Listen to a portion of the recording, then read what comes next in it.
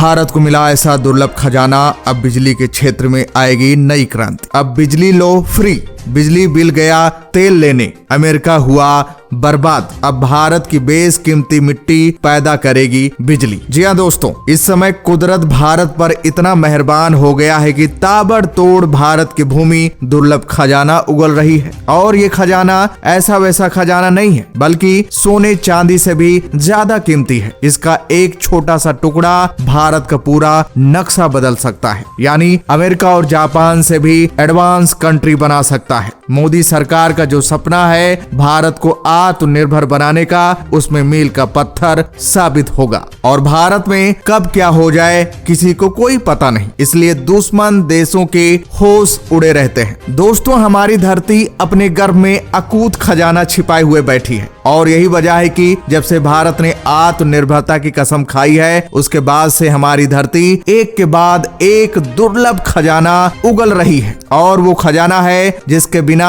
अभी तक भारत टेक्नोलॉजी की दुनिया में बहुत पीछे था। बेहतर साइंटिस्ट और रिसर्च होने के बावजूद भारत चाहकर भी कुछ नहीं कर पाता था। लेकिन अब हमारी धरती ने भारत को ऐसा खजाना दिया है कि भारत एडवांस से एडवांस टेक्नोलॉजी का बादशाह बन जाएगा। भारत के इस बढ़ते कदम को देखकर चीन, अमेरिका, रूस और जापान में बॉन्डर आ गया है। अब अमेरिका की सुपर पावर की ताकत भारत को मिलने वाली है। भारत को मिलने वाला ये दुर्लभ खजाना जिसके बिना पूरी दुनिया एक कदम आगे नहीं बढ़ सकती। इसलिए पूरी दुनिया भारत के इस खजाने को पाने के लिए पागल हो गई है, क्योंकि ये खजाना ऐसा वैसा खजाना नहीं है, बल्कि जिसका एक बहुत ही छोटा सा टुकड़ा कभी न खत्म होने वाली बिजली पैदा कर सकता है। बिजली के क्षेत्र में नई क्रांति ला सकता है। पेट्रोल डीजल का खेल ही खत्म कर देगा, पॉल्यूशन का हमेशा के लिए नामो निशान मिटा देगा। जैसा कि हम सबको पता है कि पूरी दुनिया में पॉल्यूशन इस कदर फैल गया है कि हमारी धरती पूरी तरह से घायल हो चुकी है। दिल्ली एनसीआर में फैले पॉल्यूशन से इसका अंदाजा लगा सकते हैं। अगर ऐसा ही पॉल्यूशन बढ़ता गया तो ह्यूमन लाइफ को 40% कम कर देगा। लेकिन भारत ने ऐसा विकल्प ढूंढ लिया है जिस कदर इस समय हमारा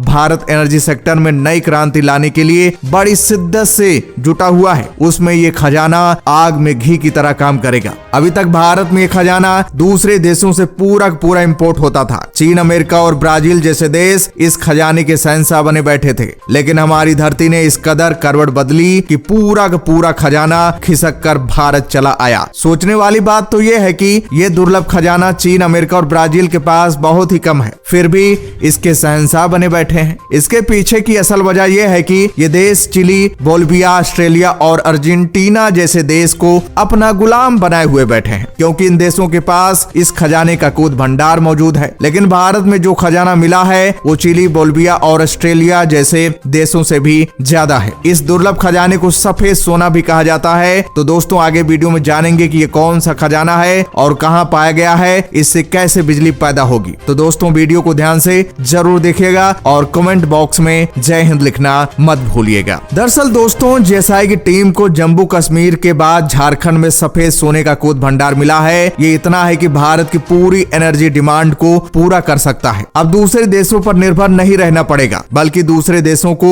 ये खजाना बेचा भी जा सकता है। भारत अपने कुल ऊर्जा जरूरतों का 85% हिस्सा दूसरे देशों से इंपोर्ट करता है, इसलिए भारत को मिला ये सफेद सोना इस निर्भरता को जड़ से खत्म कर सकता है। दोस्तों, जेएसआई की टीम को झारखंड में सफेद सोना कैसे मिला? तो यूं हुआ कि जेएसआई की टीम कई वर्षों से भारत में बेशकीमती खजानों की तलाश कर रही है। जब उसे कुछ जगहों पर खजाना मिलना शुरू हुआ तो जेएसआई की टीम इस कदर पागल हो गई कि पूरे भारत में खजाना तलाशना शुरू कर दिया। और मोदी का सपोर्ट मिलने के बाद एक दुर्लभ खजाना मिलता चला गया। अब तो आलम यह हो गया है कि जेएसआई झारखंड में रेयर अर्थ एलिमेंट्स ढूंढने चली थी, लेकिन उसके हाथ सफेद सोना लग गया। ये सफेद सोना झारखंड के कोडरमा जिले में मिला है। दरअसल ये सफेद सोना और कुछ नहीं बल्कि लिथियम है। जेएसआई और माइनिंग ऑफिसर्स का कहना है कि यहाँ मिले लिथियम के भंडार की कैपेसिटी हाल में जम्मू कश्मीर में 62 लाख टन लिथियम के भंडार से भी भी ज्यादा है। यहाँ इतना लिथियम है कि भारत की टोटल डिमांड की 85% भरपाई यहीं से हो सकती है। अब तक भारत लिथियम के लिए चीन पर निर्भर है। माना जा रहा है कि चीन की मोनोपोली खत्म होगी और खाड़ी देशों की तरह झारखंड की किस्मत के सितारे भी बुलंद होंगे। आपको बता दें, लिथियम एक ऐसा नॉन फेरस मेटल है जिसका इस्तेमाल मोबाइल, लैपटॉप, इलेक्ट्रिक व्हीकल समेत